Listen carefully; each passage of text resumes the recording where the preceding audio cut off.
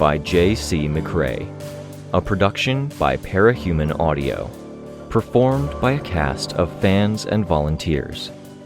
Please visit parahumanaudio.com to learn more. Thank you and enjoy.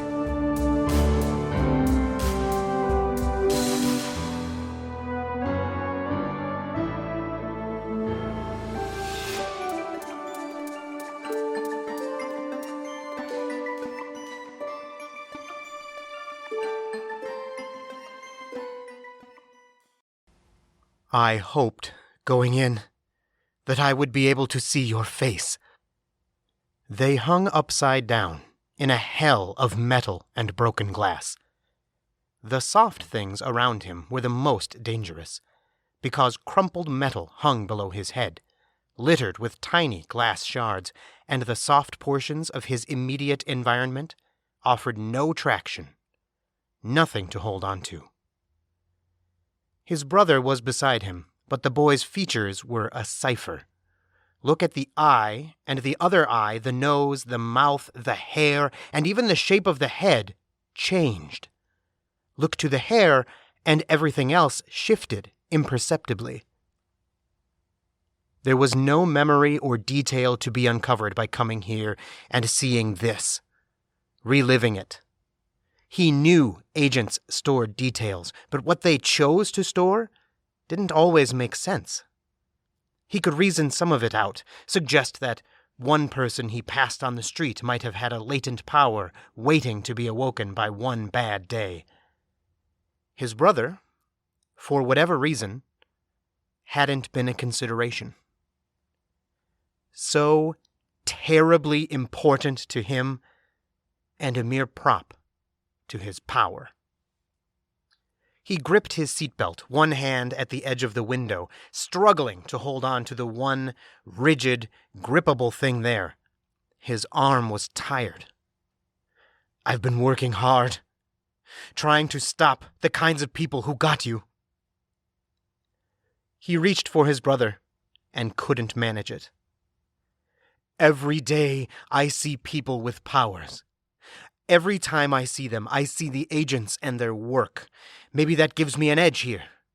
It keeps me awake, because I'm supposed to be unconscious when they take you." His arm trembled with the exertion of supporting the weight of his body. His fingers pressed into the ragged edge of the window. He told himself that, yes, he had been unconscious when the event had actually happened. But he was different now. He'd spent decades fighting, decades giving his all. So much of that was mental, and the key difference between the him of the past and the him of this dark dream of glass and broken metal was the mind. He had his memories, and he had the skills he'd learned.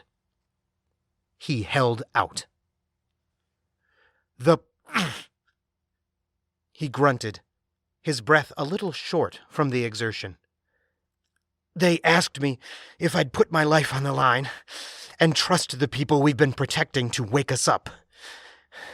I realized all at once that I'd made a mistake. Ever since the world ended, I've been telling myself, we need to slay these demons, face down these monsters, stave off this war for another few months." His arm almost gave out. He gripped the seatbelt with his other arm and pulled to alleviate the weight, reasserting his grip.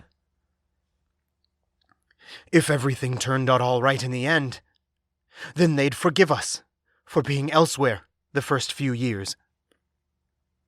He could hear the commotion outside, people sliding down the hillside by the road, which was mostly gravel and sand. "It didn't turn out all right. I'm not sure they'll forgive us. I've been too focused on the monsters on the horizons." The door was opened, and Zach was seized. A knife cut the seatbelt, freeing him, and hands caught him as he dropped. "If I'd been paying more attention to the unpowered, the victims, would I be able to see your face? Say a proper goodbye? Would it be better codified? Or can I not see you because I moved on?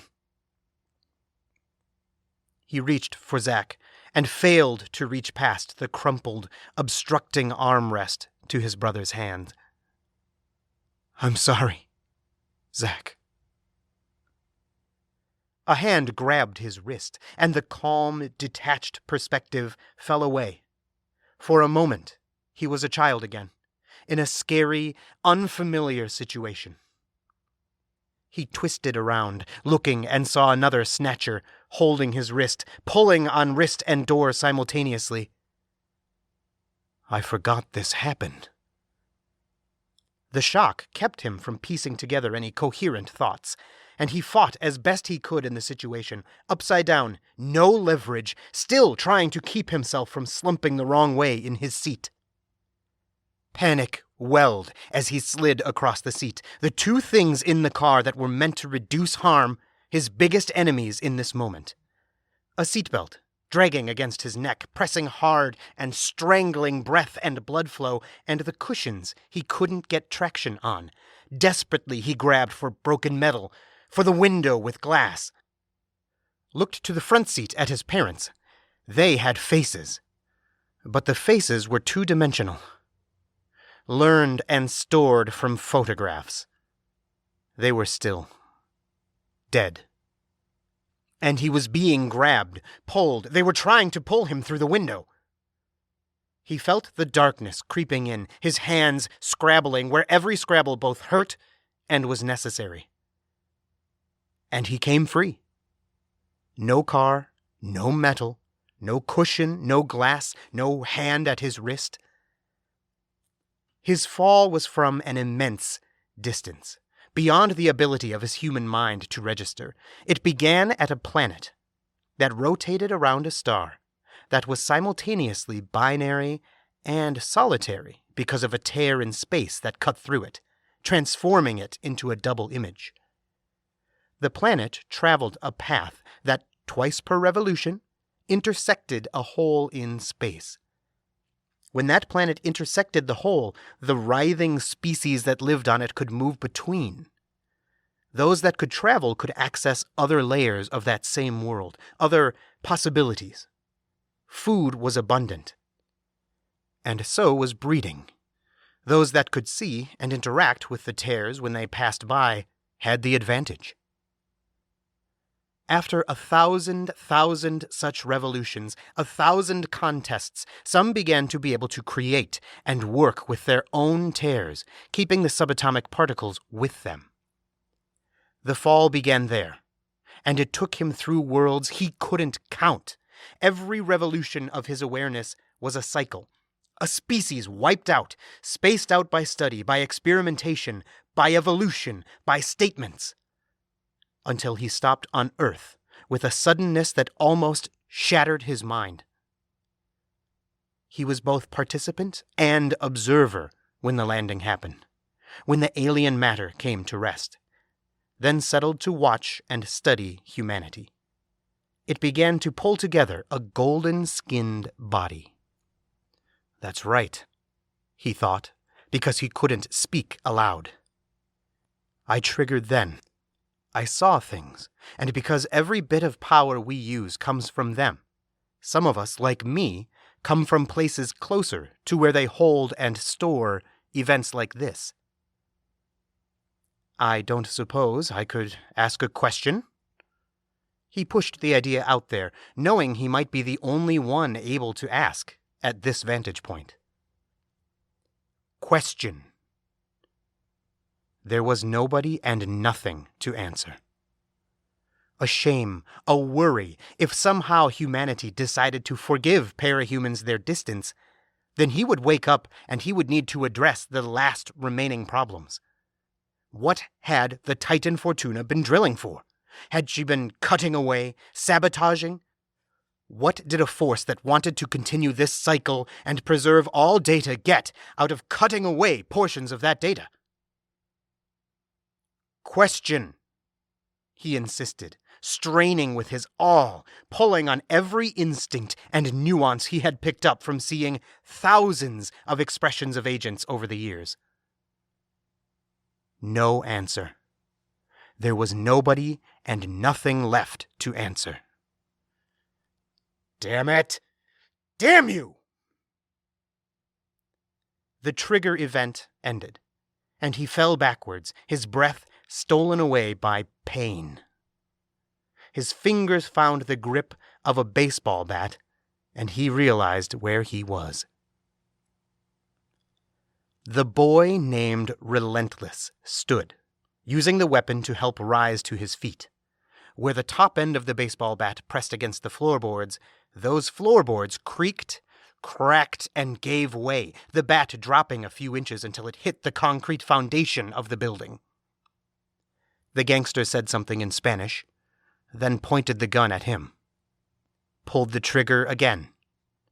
This shot hit the edge of the cardboard face mask and bounced off, making the mask rotate a bit. He'd blended it with a welding mask and a 1.5-inch steel plate. He'd done much the same with the rest of his armor, including the chest plate he wore. Fixing the mask, he ran forward. His shoes were cleats, blended with boots he'd cast out of concrete. His footsteps were heavy, loud, and damaged the floor. The gangster decided to run. He chased, and the spikes of his shoes dug into the dusty floor, giving him traction the gangster lacked. The shoes the gangster wore were for style, for getting girls, for looking nice, not for traction. The gangster turned, ready to fire back behind himself, and there was opportunity in that moment. Relentless swung his bat, one-handed, almost lazy, smashing the gun, tearing up the gangster's fingers. The gun came apart in fragments. The bat was a metal baseball bat, hollow. The other thing he'd blended in had been hollow too. A reinforced concrete tube waiting to be laid in the ground for a drainage ditch, 8 feet in diameter, 30 feet long. To him, the weight and shape of it were that of the metal bat. To things it hit, however. The man fell, and he stopped, the spikes of his cleats dragging into the wood. Before the man could rise, he brought the boot down on one knee. The man screamed. "Do you speak English?" The gangster didn't seem able to respond. "Remember this!" He raised his voice. Flecks of spittle hit the clear cardboard mask from the volume and intensity of his words. "Tell them! Remember the words. Remember the sounds if you don't know the words. This is for my brother. This is for Zach." He brought his boot down again, on the other knee, then ground it side to side to make sure the damage was done. Objectively, he knew this was the dream. Objectively, he had moved on from this moment, this feeling, the rage, the desperation. He heard running footsteps, and he began running himself. Another man, wearing clothes even more ostentatious than the last guy, a suit as blue as the ocean, a black satin shirt, a tie. The man ran, and he was going to get away. The shoes didn't matter here. The fact was he'd been going at it too long. His legs were shorter, because he was still only 15. He'd chased down too many people, starting from one chance lead and then following it, because that was the way this worked. Each lead was standalone. Each chance he got might be the last chance, so he had to follow it. Catch the person who affiliated with the Snatchers. Use that person to find more. To get locations of buildings or get keys and ID from that person, to break into their homes, scare their families and dog, get their computers or notes, and bring those things back to the captive. If he slept, if he slipped, the trail went cold and he had to hope, pressing forward and picking off targets at random until he got a name.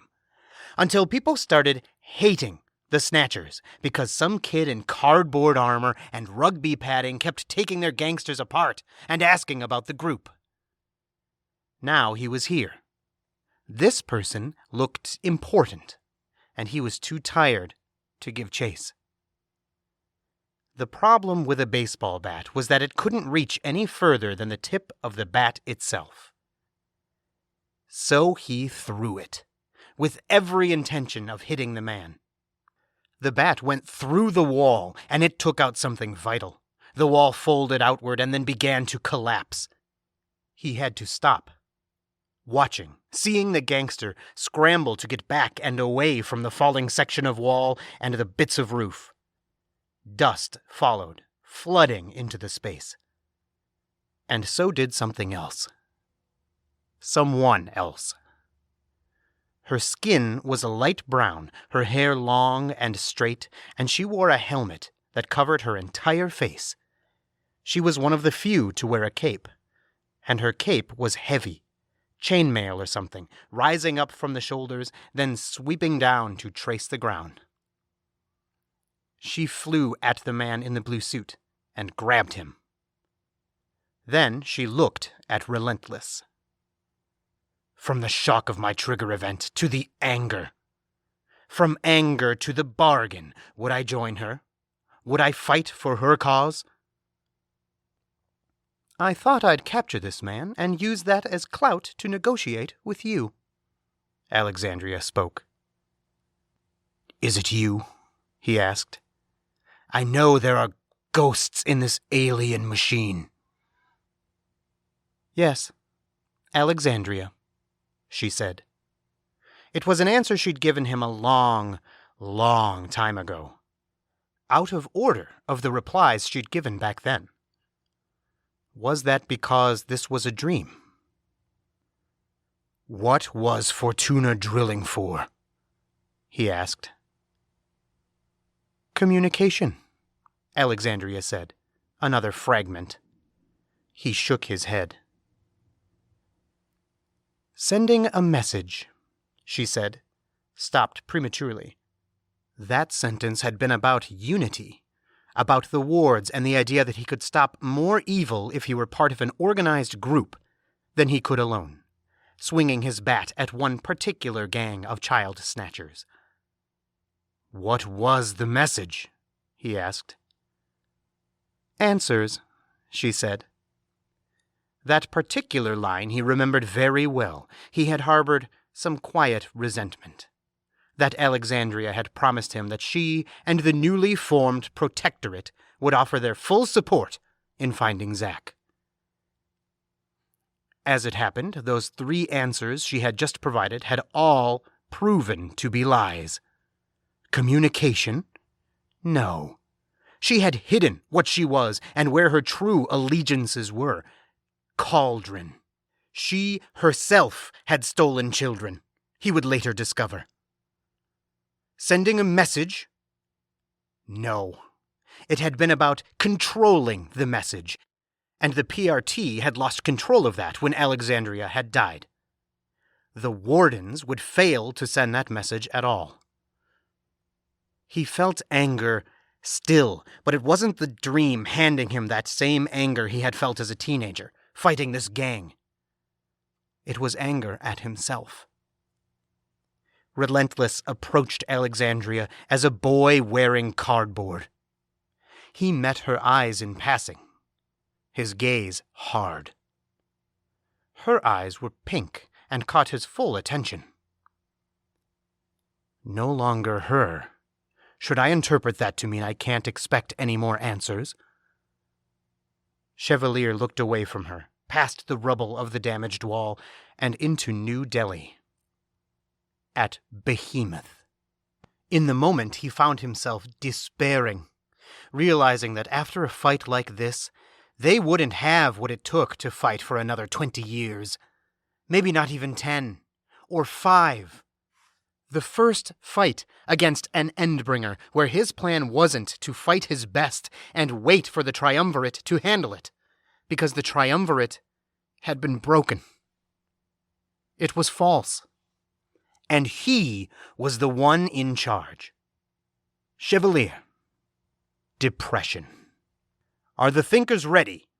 He asked, louder than necessary, grabbing people's attention away from the distant Endbringer. Downstairs, right below us. All he could do was to keep fighting. All he'd ever been doing, ever since that moment, was fight. That was part of the problem. Downstairs, past capes, past staff, to face down the villains they'd brought with them. Lab rat, string theory, black kaze, teacher, glashtig uanya. He stood on a mountaintop. The test. This point where we pushed through it all. Every decision we'd made came home when Scion attacked. We had to find solutions, wherever they came from. Make our peace with that. They'd warned the dreams would be bad. On a level, they had been. Seeing Zack, the shock of triggering again, the anger, the betrayal, the despair, the compromise. He felt as though he could handle it. That it wasn't the nightmare he'd anticipated. It was only part of the story. Scion's light lit up the sky. Chevalier stood on a rooftop, his eyes adjusting as that light dimmed. When it faded, he looked out over the city. And feeling shock once again. Shock at the responsibility, the scale, the sheer force of the threats arrayed against him. This was the nightmare. This was what would crush him, he realized. That it was a cycle. That he would wake up, find everything back at square one, and be trapped in the loop. Shock, struggling to find his footing, angry, bargaining, despairing, compromising, and finally, finding fleeting peace. Or that he wouldn't wake up. That he would be left to make his peace with the decisions he'd made. So many good, well-intentioned, or simply necessary in the moment. None what he now realized he needed. No. There had been no response, right? He'd touched so very close to their central processing, to the core of them, their experiences. He'd reached out there, spoken in their language. And there had been no response. Because Fortuna was gone. Defeated. He's awake. Good. He eased his eyes open, then winced. He had a headache. He sat up, grunting as he felt the injuries from recent battle. "Everything okay?" one of the women by the bedside asked. "It depends on so much," he said. He motioned for the tablet. They handed it over. The entries were coordinates, a long, long list of names in rectangular bubbles with red backgrounds. 12 names with beige backgrounds and green check marks. "Who have you woken up?" "We don't know. When they gave us the data, they didn't attach names to it. We can infer from costumes some of the people are in jail cells, but..." He looked around. He looked down at Hannah, who slept beside him, her expression troubled. This was her room. Her request that he join her. Unlike him, she had no armor stand, no weapons, no resources. Neither he nor she had posters or memorabilia across their rooms. He moved hair from her forehead before resting his hand there, feeling the temperature, watching her breathe. Beside the bed, he could see phantom images, a trace of Hannah as a child, in school, a gun in her lap, covered with her hand. She twitched. He stroked her head. The image dropped away. Another replaced it. She was shooting a gun, and he was beside her. That would have to do. The relationship had never worked out, for dating, for holidays, for living together. Their lives each had a trajectory that carried them in different directions. But they would always be close. Close but so far apart. Always. He also remembered that this tender moment was being watched, and straightened, sitting up. He wore no shirt, but he did have pajama bottoms on. His scars were on display, and the two women seemed intimidated. He stroked his beard, which had grown quite long over multiple deployments to war zones, other worlds. "Can you wake her up?" "Not yet. We don't have the right data, and it has to be done in a specific way." "Of course," he said. He held up the tablet. "Can I keep this?" One of the women nodded. "We have another." "Good," he said. He stood. They might have figured out who he was, because they didn't tell him to slow down or to stop and rest. Still, he moved very slowly, tablet in one hand, while he picked up a t-shirt from the floor. He verified it was a men's, one of his, then pulled it on. The two women moved on. He paused to pen a note, then left it on the pillow. "First time I've ever seen you sleep, Hannah," he said. He put on the flip-flops he wore for the shower, and he made his way upstairs. But for what seemed like an endless procession of janitorial crews, the place was quiet. There were no capes, no battles. He kept expecting someone to run by, fly by, hurrying to the next incident. That expectation came from years of that very thing being his reality. Years of a crisis every moment, every day. The next crisis was imminent. The state of the city.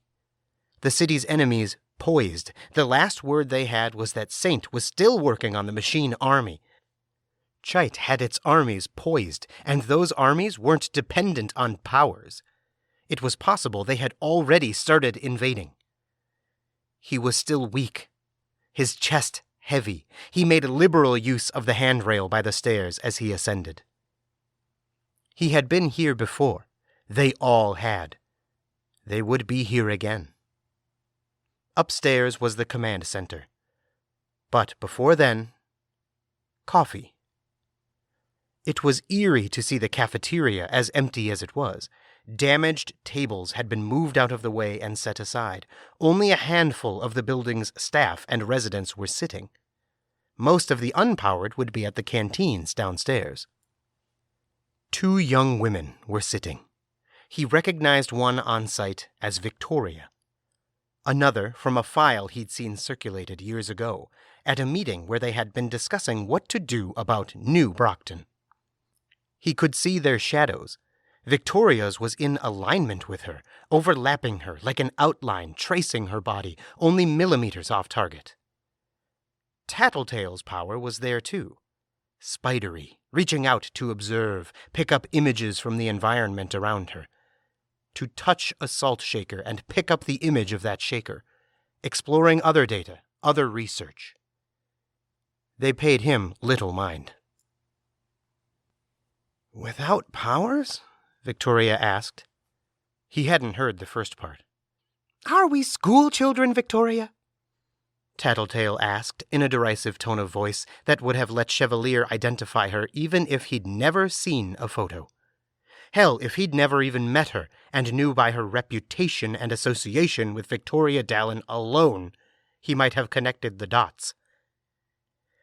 "Are we blabbing away on the playground about what-ifs?" "Come on." Tattletale, leaning over her oversized cup of coffee, put her hands on her cheeks and spoke in a childish voice. "What if you had to fight Legend, Victoria? What would you do?" "Seriously, don't make me fight you every step of the way to keep this conversation going. Lawyer?" "Ew!" Chevalier couldn't help but overhear as he found a coffee cup and began filling it up. "Social worker?" "Good God, Antares, you don't know me at all." "I can't help but notice you have these graduated stages for what you refer to me as. I thought maybe social worker because you seem to care about those kids. Maybe you'd want to look after others." I'm utter shit at caring about others. I care about my kids. Housewife? Tattletale leaned forward. Talk like that is what gets you labeled as glory hole from now to forever. And if you want to push it, I'll contrive to have it etched on your gravestone. Chevalier mixed some cream into his coffee, stirred it, and capped it. Come on, Victoria said. Engage with me here. If you don't, I'll come up with worse and worse answers. Cop? I don't know. Waitress. Happy? Really? What's the logic there? What am I good for without powers? You know where I come from. My family went to shit. I was going to run away no matter what happened, and when you're down on your luck, it's hard to get back on your feet. Case in point, this whole damn city. So I would have gone to some town that wasn't Brockton Bay because my entire reason for going was that it was Cape-friendly and I was a rookie Cape. And I would have found a shit job, found shit boyfriends, and if my parents happened to die, I might get a wad of cash, which I'd promptly blow. That's morbid, Victoria said, her chin resting on the heel of her hand, elbow on the table. Chevalier found his seat, a blueberry muffin in hand, 2 tables down from the girls. He wasn't sure how hungry he was, and he did want to ask questions, when there was a break in the conversation. He would eat, see if he wanted more, ask Tattletale the critical questions, then move on. He wasn't rushing. He had the tablet. He began scanning the names, logged in to check his messages, and found his inbox nearly empty for the first time he could remember. He thought back and remembered he had still been a ward when he'd been able to finish clearing his inbox. Now it was all filters, sorted by priority and keywords. Titans gone. An entire box he could archive, along with all contents. You couldn't even get into university, Tattletale said. And there's no university left. There's time. We'll adapt, Victoria said. Her tone was so calm. It was jarring him from his thoughts. He wanted to say something, interrupt, give her an order. The only thing that held him back was that he himself hadn't figured out where he was going or what he was doing. He didn't know enough to point her in the right direction or make the right requests. 22 capes were awake. He looked over the list, judged the numbers, and was satisfied that his instincts were right. Virtually everyone was slated to be woken up. There were a few question marks all the way at the bottom. 2 possible KIAs, 3 other questionable circumstances, someone who had gone to a place the relief teams couldn't reach, another who had powers that interfered, and a third that hadn't left a means of tracing them. He fired off messages to the Situation Room, requesting records and names. You're so happy, it's annoying. Not happy, but I'm relieved. I think there's a road forward. He put the tablet down, turning to stare. Tattletale gave him a sidelong look, then looked back to Victoria. We're not talking about that stuff. Okay, Victoria said, shrugging. What are we talking about? You're pulling an Etna on me. An Etna? She's a great girl, working hard as a heroine, last I heard, but she can't hold a conversation. I thought my teammates would bite their tongues off putting up with it. I thought you weren't going back to Breakthrough. I'm not, but I'll think of them as my teammates forever. I will go to the ends of the known Earths to help them if they need it, and I hope that I'll have a bit more time to do that. Chevalier was interrupted from listening when he noticed more people come in. Some were staff, but one wasn't. Tall, with silver hair in a messy bun, she wore a jacket for warmth over a light purple shirt with a unicorn on it. She found his table and sat, without question or invitation. Not that he minded. Catch me up, she said. They're waking everyone up. I know that part, she said.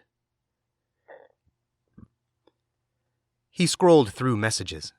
He'd gotten distracted. That conversation had sounded like it had been from Earth Aleph, while he was still in Gimel. The ruins of Gimel. He tried to focus. There was the data on the missing and the killed. Nobody notable killed. He addressed Narwhal. Saint is in a holding pattern. He's disrupted their signals, which is paralyzing key groups, and it means the entire machine army isn't moving as a coordinated unit with perfect information sharing. It's not the takeover or complete shutdown we wanted, but it's a start. Good, Narwhal said. A mobilized attack may give us some ground. It'll be hard, with Capes recovering from the death sleep. There are already soldiers working on it, bombing crews. Shin had military. Shin might be touchy, he said, which is a whole other thing. The Titans? Narwhal interrupted. I meant to say, he said, the Titans have crumbled. All of them went still simultaneously, then crumbled. No signals passing to or from the network hubs we identified. They're debating bombing those sites. My cue to leave. He turned his head to look. Tattletale was getting to her feet.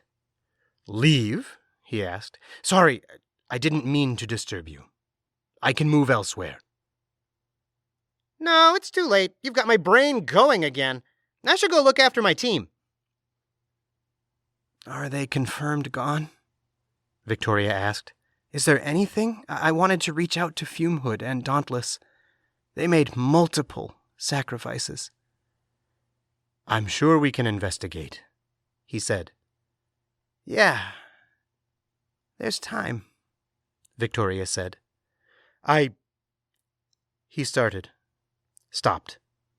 There is, Victoria said. Her hands were wrapped around her mug, and the trace of her agent had its hands around those hands. She turned her head as more capes came in. Many of them were uncostumed. Keith was among them, wearing a blue jacket over a black V-neck shirt, jeans, and boots. Why are they all coming here? Tattletale asked, clearly annoyed. I asked. The staff said Chevalier was here, Narwhal said. Same here, Keith said. He'd rinsed off and his hair was wet, and the ends of his hair had a blue-white halo. He'd flown hard in the cold with that wet hair. I flew out. Checked. The Titans are gone.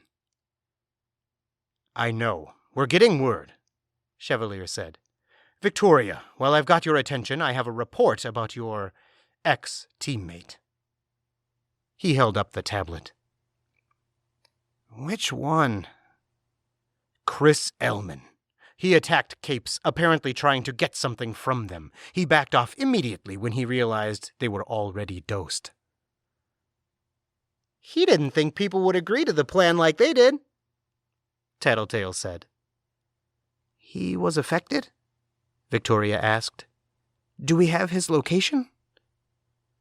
No. I intend to ask Riley Davis, but it's my understanding he initially planned to help make the device for the death sleep. He did. She walked him through all the steps. Could he create a counteragent?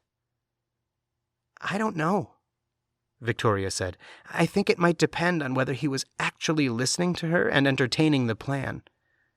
Can you send out people to find him? We'll try. We'll want to secure everyone, cover every base. A dangerous tinker of unknown status is a concern. He'd like to think he's very good at hiding, Victoria said.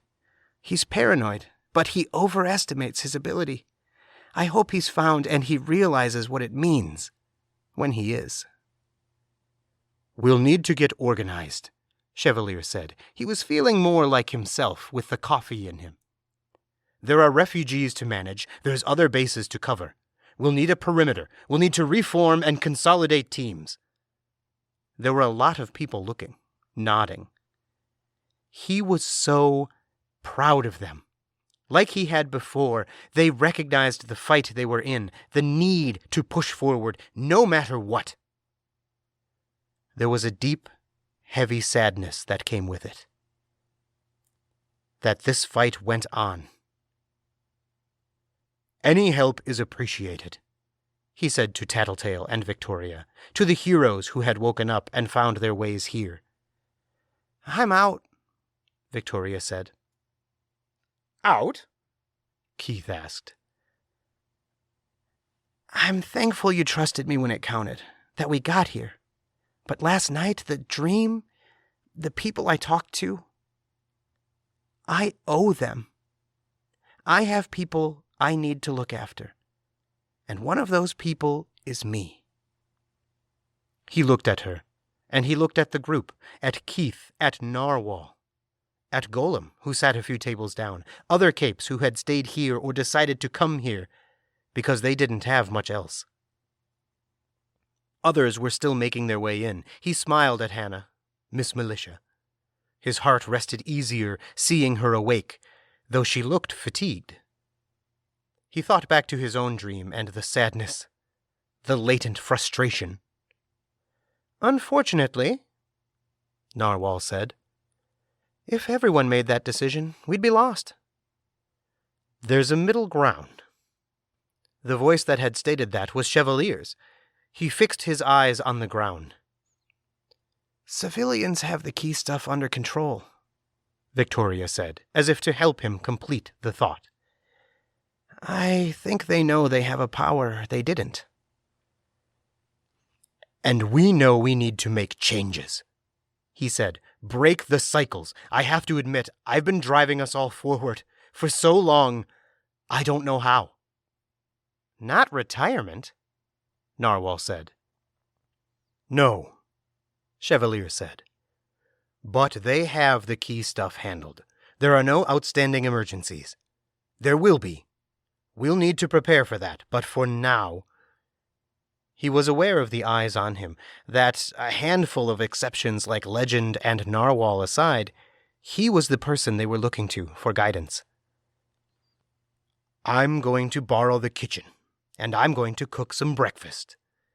Then, after a lot of thinking and as much relaxation as we can all manage, given the circumstances, I want to talk. To stop and think about our next moves, what to bring up when we talk to the citizens of Gimel." There was, collectively, an easing of tension. People relaxed, and he realized that they had been holding on to their own lessons, their own fears and realizations from the past evening. They were loyal enough to follow him if he asked, but they hadn't wanted it. "Do you want help?" Hannah asked. "I would love the help and the company," he told her.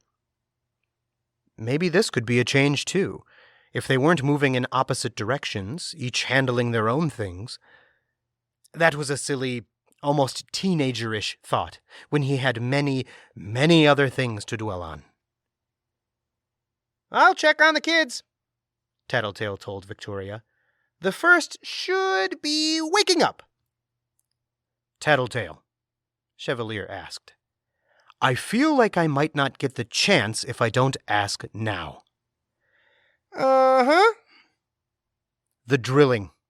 Titan Fortuna was working on something. Is it an emergency? A concern?" "I don't know enough to tell you," she said. "I need information to work with, but it wasn't drilling. It was etching." "Etching? In the dream, I asked Alexandria. She said it was an answer. Communication. Sending a message. Answers." "Ah!" Tattletale said. "What does it mean?" "It means she found something she thought was important enough to tell all the rest of her kind about. It makes more of her actions make sense. Probably not the whole answer, but..." "Is that a concern? A tool we can use?" It's a question for another day. For now, we breathe.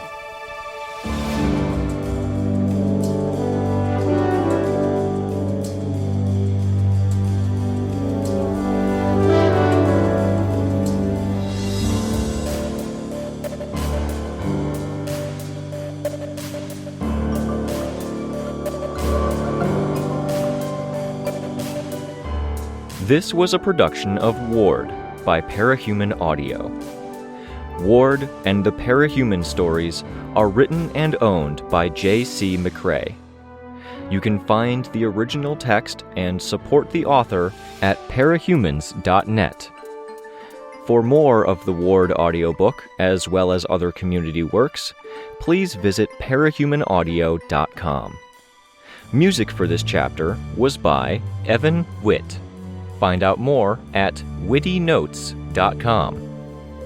Narration and editing by Nathan Woltering. Find more of their work at our website. Thank you for listening.